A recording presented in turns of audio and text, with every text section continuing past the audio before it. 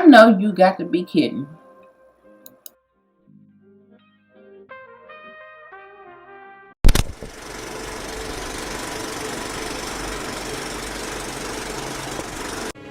It's showtime.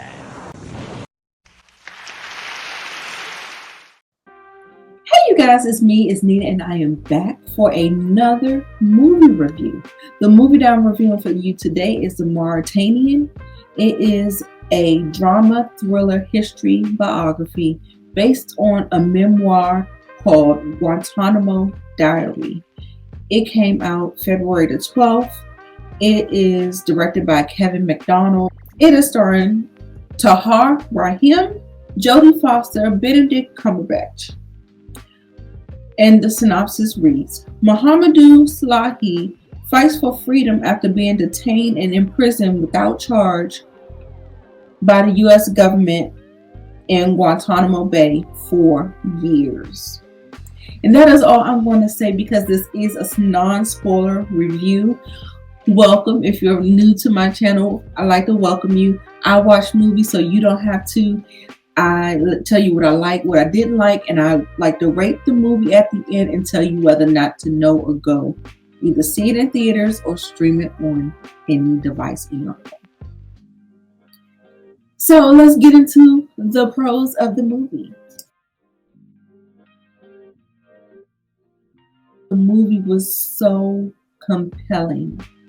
The acting was so good. I mean, you have names like Jodie Foster and Benedict Cumberbatch, but the Oscar-worthy performance came from none other than Tahir Rahim.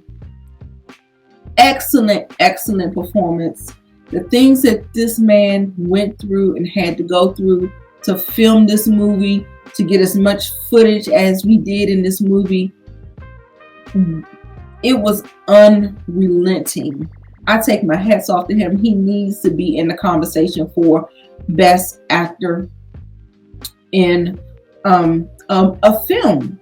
This movie was so compelling.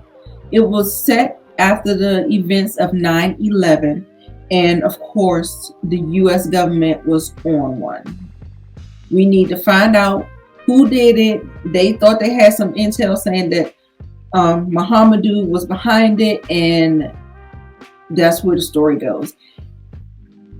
It was so compelling. I don't understand how soldiers come back from the military to assimilate with regular people after doing the things that they do in the military. Like I was speechless.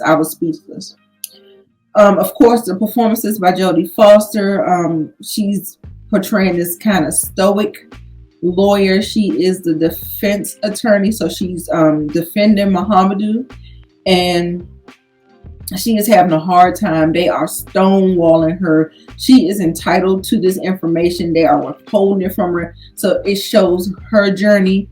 And that's what I liked about this movie. I liked that it went in depth, that we got to see all of the players and things weren't glossed over. Like we didn't know what this entity was, who was doing what, who was pulling the strings. Like we saw, they show and not tell. And so I think that's where you really get into your sweet spot, where you're able to tell the story completely and without missing a beat. However, comma with that, it may be a con for some people. Wasn't a con for me, but it may be a con for some people as far as just doing too much. They may feel like the movie is jumping around and stuff like that. But I think they did a good job of changing aspect ratios, where you have the full screen versus the square screen when we go back into the past, when we go into the into the present and stuff like that. I thought it was very well told. Jodie Foster's performance kind of reminds me of Claire Reid in Silence of the Lambs.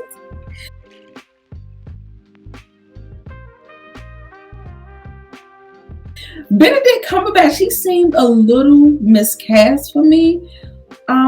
He was doing this southern drawl, and I didn't like the way he was talking.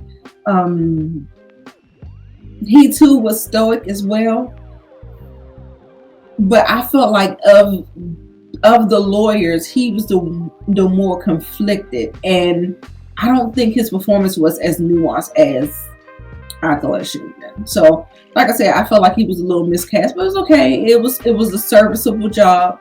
It was fine.